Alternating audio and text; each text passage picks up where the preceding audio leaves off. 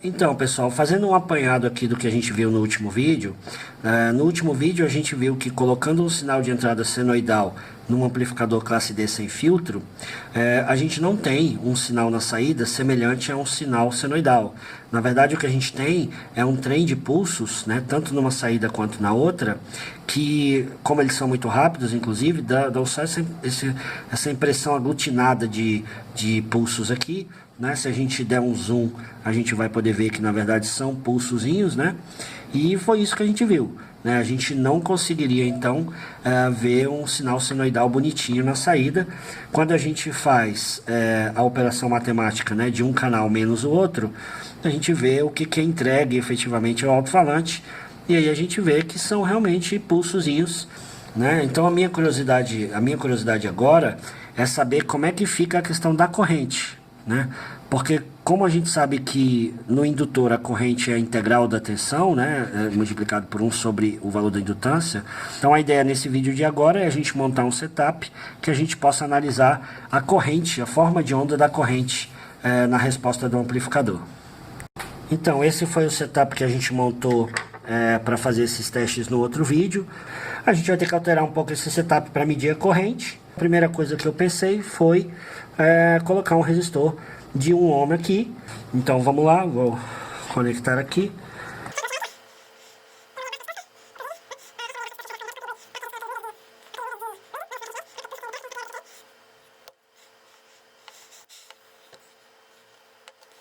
Então o novo setup para o experimento de hoje seria então com um resistor de 1R aqui no meio do caminho, a gente medindo a tensão antes e a tensão depois, né, de forma que no osciloscópio a gente peça para mostrar a matemática resultante desse menos esse, e a gente vai ter a queda de tensão diretamente no resistor. A corrente máxima aí talvez chegue em 1 ampere, e 1 ampere passando por um resistor de 1R vai gerar uma tensão em torno de 1 volt. Né? 1 volt em 12 volts não vai gerar nenhum efeito espúrio. Porque, por exemplo, imagina que a gente está tentando medir corrente num sistema que funciona com 3 volts e 1 ampere. Se a gente coloca um resistor de 1R, quando você tiver a queda de tensão aqui, dos seus 3 volts, você vai perder 1, então vai ficar com 2 volts. Então interferiria muito no sistema. É por isso que nem sempre dá para você medir corrente simplesmente fazendo isso daí. Eu acho que o termo é burden voltage, né, para essa tensão de queda num resistor de shunt, né, que você usa para medir corrente. Então isso também é interessante lembrar. Então vamos lá, vamos verificar que forma de onda isso gera. Vou ligar aqui então o sinal.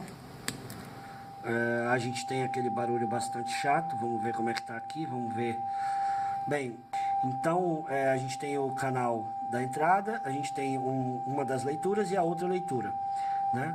Eu vou então dar um single aqui para que a gente possa desligar esse cara e conversar mais tranquilamente, né?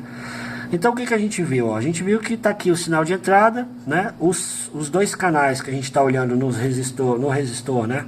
Você vê que eles são muito semelhantes, era o que a gente espera realmente. Eles vão ser praticamente iguais, porque a diferença entre eles vai ser só da tensão de queda do resistor.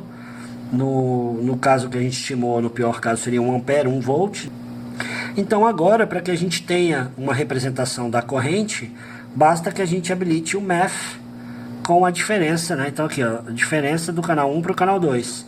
E aí o que a gente vê é isso aqui, tá certo? Se a gente desliga o canal 1 e desliga o canal 2, você vê que há uma correlação entre a corrente que a gente está vendo, né, a forma de onda de corrente, e o sinal de entrada, né? E realmente é uma relação muito maior. Só que ficou péssimo, né? Eu diria que o nosso cenário não foi bem sucedido. A gente está com erros de resolução vertical aqui muito grandes, né? E como que a gente resolve isso? Então vamos tentar entender por que isso aconteceu. Bem, a gente primeiro precisa configurar a escala vertical do osciloscópio para que a gente consiga ver toda a amplitude do sinal na tela, tá certo? Porque senão ele vai climpar e isso vai gerar erros. Então, para que a gente tenha todo o sinal sendo visto na tela, a gente colocou então o ajuste da escala vertical para 3.6 volts por divisão. Como a gente tem 8 divisões, se você pegar 3.6 e multiplicar por 8, você vai ver então que a gente tem aqui 28.8 volts. Então 8 bits são 256 posições, esse cara é de 8 bits. Então se você fizer essa divisão, você vai ver que a resolução dele é de 112 0,5 milivolts. Quando a gente habilita o MEF, é mais ou menos isso que a gente está vendo aqui. Vê claramente degraus que provavelmente estão a 112,5 milivolts. Na verdade, se você for olhar a causa efetivamente desse problema que a gente está tendo, é que a gente tem uma faixa dinâmica no sinal razoavelmente grande, né? A gente precisa verificar uma diferença de 1 volt dentro de um sinal de 12 volts, né? Então, quando a gente ajusta a escala para medir os 12 volts, a gente perde resolução e na hora de analisar a excursão de 1 volt, a gente tem esse problema de resolução que a gente está vendo aí na tela. Uma outra alternativa que a gente teria seria mudar um pouco o setup, né? Que a gente iria fazer uma alteração um pouco mais drástica. Então, uma alternativa para que a gente se livre daquele problema é fazer um rearranjo no nosso cenário, né? Eu havia escolhido o GND do osciloscópio na posição da fonte porque a nossa fonte era uma fonte aterrada, né? Então, se eu tivesse o terra da fonte ligado e o terra do osciloscópio ligado no local como esse aqui, por exemplo, o que eu estaria fazendo é curto-circuitando o terra da fonte com essa posição. Então eu não poderia fazer assim. Qual seria uma alternativa? Ligar numa bateria, por exemplo, que é o que eu estou fazendo agora, né? Para a gente poder resolver o problema da resolução vertical que a gente teve lá. Então eu estou ligando esse cara na bateria, ou seja, não tenho mais problema nenhum em usar a escolha desse cara como sendo terra do osciloscópio, exceto pelo sinal de entrada, né? O sinal de entrada não pode ser mais o osciloscópio, porque o terra do sinal de entrada também está conectado aqui, e ele por si só está em outro potencial que não esse. Então eu não posso mais usar o gerador de função. O que que eu fiz? Eu vou usar então aqui, ó. Eu liguei aqui o estímulo de entrada do amplificador e vou usar um notebook. Então aí eu escolho esse cara como sendo a minha referência e eu vou analisar o sinal nesse ponto. E aí, obviamente, eu não vou ter mais aquele problema de resolução vertical, porque eu nem vou precisar fazer a diferença entre os dois. Um efeito colateral disso é que eu não consigo mais olhar a entrada, né? Porque a entrada está referenciada ao GND da bateria, que agora não é mais o meu GND do osciloscópio. Eu não poderia, por exemplo, colocar o osciloscópio nesse GND aqui, porque ele não é mais o mesmo desse. Então, pessoal, eu estou usando um programinha na internet mesmo para gerar um tom, e eu vou então dar uma analisada em como vai ser o meu sinal. Então vamos lá.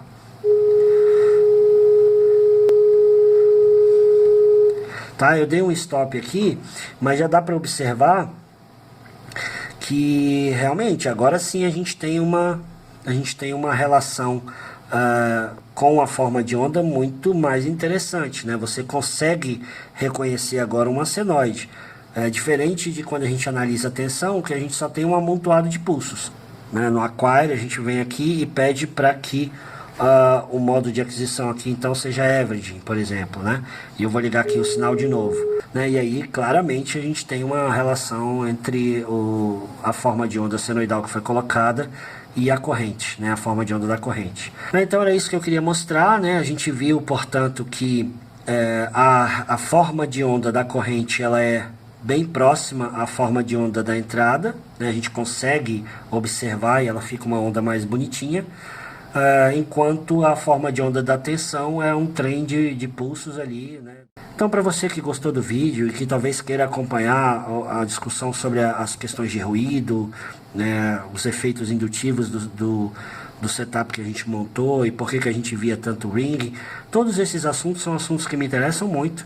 Provavelmente em algum momento eu vou fazer algum vídeo sobre isso. Então, para que você acompanhe e também para ajudar no canal, se inscreve aí e obrigado, até a próxima.